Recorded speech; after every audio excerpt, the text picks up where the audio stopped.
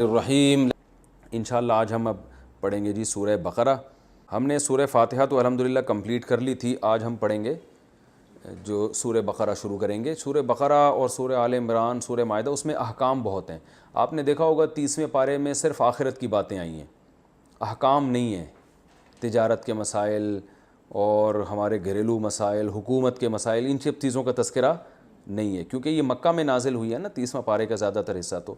تو مکہ میں تو صرف عقیدے کی اصلاح کی کوشش کی گئی ہے کہ پہلے آخرت پر یقین تو ہو، آخرت پر یقین ہوگا تو پھر انسان عمل کرے گا نا۔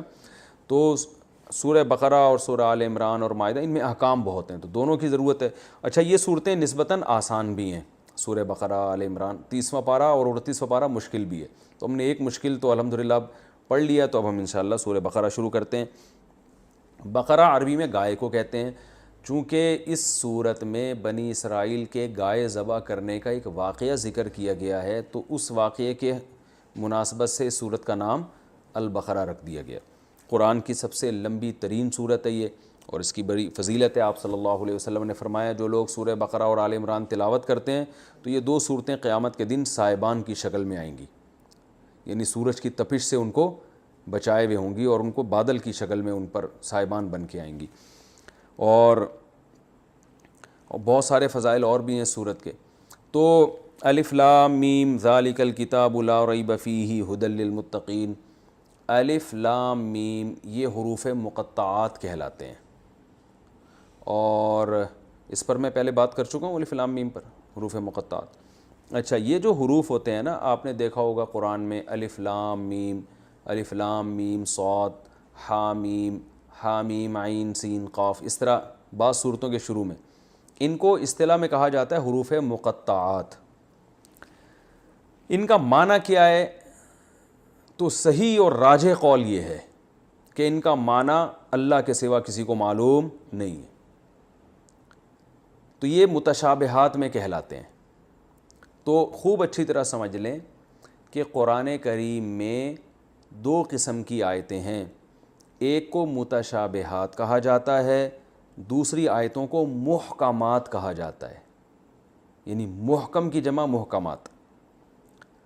قرآن سے ہی ثابت ہے یہ۔ سورہ آل عمران کے پہلے رکوع میں اللہ نے یہ بیان کیا، هو الذی انزل علیک الکتاب منہ آیات محکمات ہن ام الکتاب واخر متشابہات، کہ اللہ نے جو کتاب نازل کی ہے اس میں بہت سی آیتیں محکم ہیں۔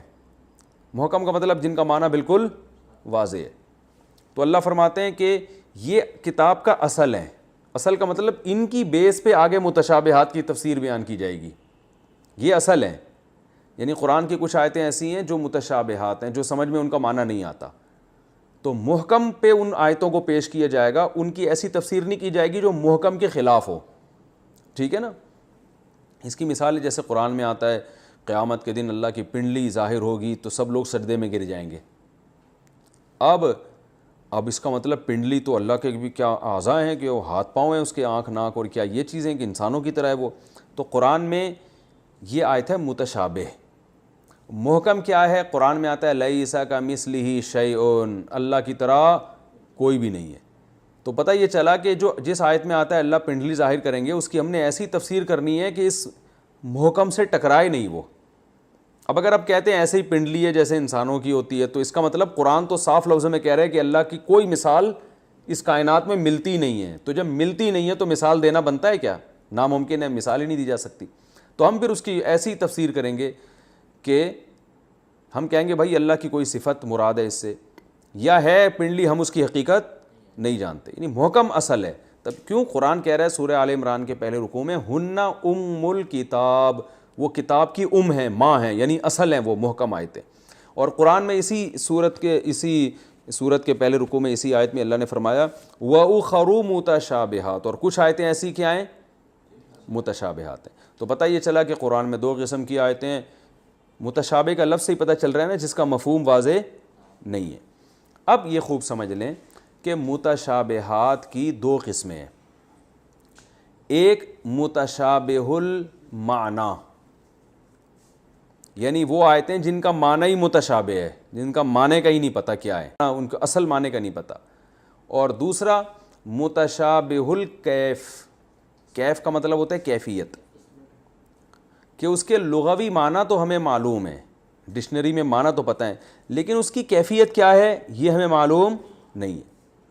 تو یہ متشابہات کی دو قسمیں۔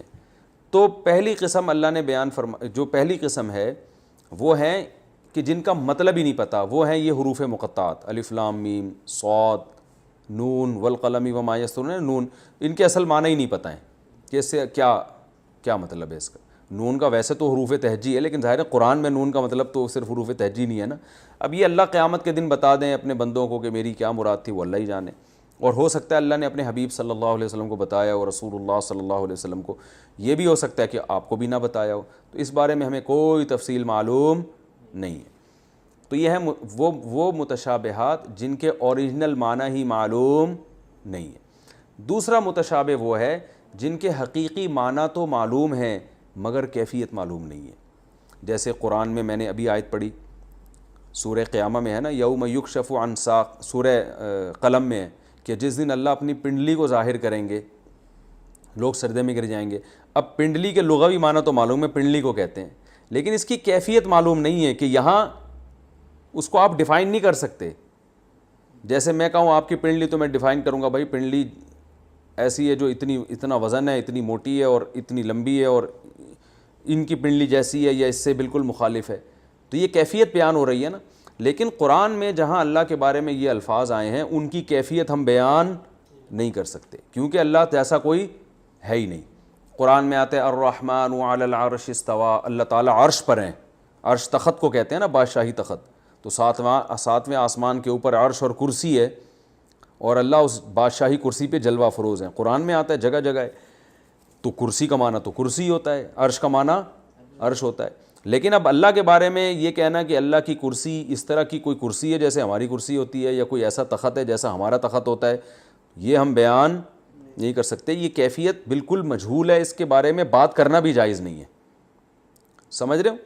تو یہ وہ متشابہ ہیں جن کے لفظی معنی تو ہمیں معلوم ہے مگر کیفیت ہمیں معلوم نہیں ہے۔ اسی طرح قرآن میں آتا ہے کہ جس دن قیامت قائم ہوگی تو والسماوات مطویات والارض، کیا ہے وہ آیت پڑھو جلدی سے، والسماوات مطویات بیمینی، آسمان اس کے دائیں ہاتھ میں لپٹے ہوئے ہوں گے، اور والارض قبضتہ، اور ایک قبضے میں اللہ کے زمین ہوگی، یعنی اللہ کے ایک ہاتھ میں زمین ہوگی اور ایک ہاتھ میں آسمان لپٹے ہوئے ہوں گے۔ تو اب ہاتھ تو ہاتھ ہی کو کہتے ہیں، لیکن حقیقت کیا ہے، کیسے لپٹے ہوئے ہوں گے؟ کوئی اللہ معاذ اللہ کوئی انسانوں کی طرح تو نہیں ہے نا ہاتھ میں لپٹ، تو اس کی کیفیات ہمیں بالکل بھی، یعنی کیفیت کا مطلب کہ کیا کنڈیشن کیا ہے اور حالت کیا ہے، یہ ہمیں بالکل معلوم نہیں ہے۔ اور قرآن میں اس طرح کی بہت سی آیتیں ہیں، جیسے بلکہ حدیث میں بھی ایسے متشابہات ہیں۔ آپ صلی اللہ علیہ وسلم نے فرمایا کہ اللہ کے دو ہاتھ ہیں، وکلتا یدیہ یمین، اور اللہ کے دونوں ہاتھ دائیں ہی ہیں، لیفٹ ہینڈ نہیں ہے اللہ کا، اللہ کے دونوں ہاتھ کیا ہیں؟ دائیں ہیں۔ حالانکہ یہ عملاً ناممکن ہے کہ کسی کے دو ہاتھوں اور دونوں دائیں ہوں، اس لیے کہ دائیں اور بائیں جو ہے نا یہ ایک دوسرے کے مقابلے میں کہا جاتا ہے۔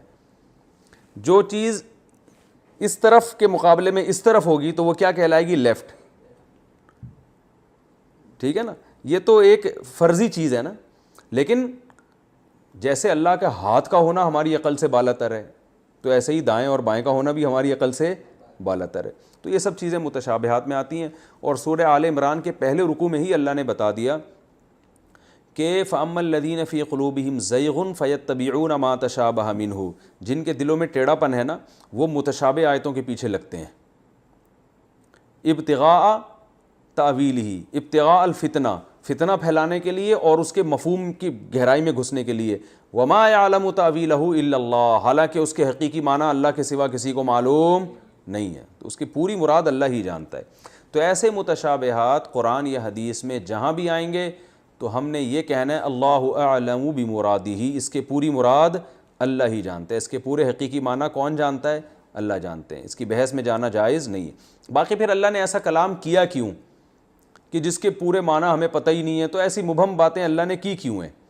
تو دیکھیں جو حروف مقطعات ہیں نا جن کی حقیقت ہمیں پتہ ہی نہیں ہے، وہ اللہ کی اس میں بہت سی حکمتیں ہو سکتی ہیں، ہو سکتا ہے اس پہ اور راز اٹھیں ان باتوں سے۔ تو ایک بڑی وجہ یہ بھی علماء نے بیان کی ہے کہ اللہ یہ بتاتے ہیں کہ تمہارا علم ناقص ہے. ظاہر ہے اللہ کے کلام میں الف لام میم کا لفظ آیا, کوئی مفہوم تو ہوگا یقیناً, لغو لفظ تو آ نہیں سکتا. تو اللہ یہ بتانا چاہتے ہیں کہ جو میں تمہیں بتا دوں وہ تو تمہیں معلوم ہے, جو نہیں بتاتا وہ تمہیں معلوم نہیں ہے. تو تم یہ نہ سمجھا کرو ہمیں سب کچھ پتہ ہے. اور جو متشابہ المعنی ہے نا, یعنی وہ متشابہ الکیف ہیں, وہ آیتیں جن کی کیفیت ہمیں معلوم نہیں ہے, ان کے بارے میں اللہ ہمیں بتانا چاہتے ہیں وہ آزمائش ہے ہماری, کہ تم جس طرح سے اللہ نے تم سے کلام کیا اور جو اس کی سرسری مفہوم تمہارے دماغ میں آ رہا ہے اسی پر اکتفا کرتے ہو, یا بلا وجہ گہرائی میں گھس کے فتنہ تلاش کرتے ہو. کیونکہ بعض دفعہ کسی علم سے روک دینا اس میں بھی آزمائش ہے. دیکھیں کئی جگہوں پر ہوتا ہے نا, دفتروں میں ہوتا ہے یا ایسے ڈیفنس کے اداروں میں ہوتا ہے کہ بڑا آفیسر منع کر دیتا ہے چھوٹے کو کہ آپ کو اس تحقیق کی اجازت نہیں ہے کیونکہ آپ اس سے فتنے میں پڑ سکتے ہو. اب چھوٹا پھر بھی تحقیق کرے گا تو سزا ملتی ہے نا اس کو, کہ بھئی آپ کیوں تحقیق کر رہے ہو, یہ آپ کا کام نہیں ہے. تو قرآن چونکہ آزمائش کے لیے نازل ہوا تو اس میں ایک آزمائش یہ بھی ہے کہ اہل علم کی خواہش ہوتی ہے علم حاصل کرنا, تو ان کو علم سے روک دینا بھی ایک آزمائش ہے. تو اللہ نے بعض جگہوں پہ تو حکم دیا کہ علم حاصل کرو, بعض جگہوں پہ علم حاصل کرنے سے روک دیا. تو کون ہے جو اس آیت پر عمل کرے گا کہ جہاں اللہ نے حکم دیا علم حاصل کرو وہاں حاصل کرے گا, جہاں روک دیا وہاں رکے گا. لیکن اللہ نے اسی آیت میں بتایا جو فتنہ پرست ہے نا وہ محکمات کو چھوڑیں گے, یعنی جہاں اللہ نے کہا علم حاصل کرو وہاں نہیں حاصل کریں گے, جہاں روکا ہے ادھر گھسیں گے وہ. کیونکہ فتنہ پرست آدمی کو ہمیشہ اس علم کا شوق ہوتا ہے جس علم کا وہ مکلف نہیں ہوتا. آپ گھروں میں دیکھو نا, اپنے گھر کا نہیں پتہ کیا ہو رہا ہے اور اڑوس پڑوس کی ساری خبریں رکھی ہوئی ہوتی ہیں کہ اس کے گھر میں کیا ہو رہا ہے, اس کے گھر میں کیا ہو رہا ہے.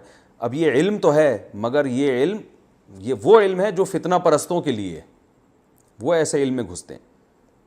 تو وہ میں اس پر ایک چٹکلا بھی سناتا ہوں نا, اگرچہ یہ یہاں اس موقع پہ مناسب تو نہیں ہے لیکن اس لحاظ سے مناسب ہے کہ جو بات سمجھانا چاہ رہا ہوں وہ اچھی طرح سمجھ میں آئے گی. وہ ایک بچے نے پوچھا نا, ایک ابو نے اپنے بچے سے پوچھا بیٹا تمہیں پتہ ہے علامہ اقبال کون ہے؟ پتہ نہیں ابا کون ہے. اچھا بتاؤ قائد اعظم کون ہے؟ پتہ نہیں ابو کون ہے. تو ابا کو غصہ آیا, کمبخت اسکول جاؤ تو پتہ چلے نا یہ لوگ کون تھے. تو بچہ کہتا ہے ابو آپ کو پتہ ہے وسیم کون ہے؟ نہیں بھائی. ستار کا پتہ ہے کون ہے؟ نہیں بھائی. ابو گھر میں رہو تو پتہ چلے نا. ٹھیک ہے نا. تو بعض لوگوں کو سارے محلے کی خبر ہوتی ہے, اپنی خبر نہیں رکھتے. جن کا تربیت کا اللہ نے مکلف بنایا اس کی فکر نہیں ہے, دوسروں کی فکر میں لگے ہوئے. تو اسی طرح قرآن میں جو محکم آیتیں ہیں جن کا ہماری عملی زندگی سے عقیدے سے تعلق ہے ان آیتوں پہ ہمیں چلنا ہے. ان آیتوں سے جن سے اللہ نے ہمیں روک دیا تو ان آیتوں سے ہمیں رکنا ہے. تو یہ بھی ایک آزمائش ہے. تو متشابہ آیتیں نازل کرنے کا ایک بڑا مقصد کیا ہے؟ اہل علم کی آزمائش. اور دوسرا ایک مقصد یہ ہے کہ اللہ تعالیٰ انسانوں سے انسانوں کی زبان میں بات کرتے ہیں, کیونکہ عرش, کرسی, تخت یہ سب بادشاہوں کے لیے ہوا کرتے ہیں نا.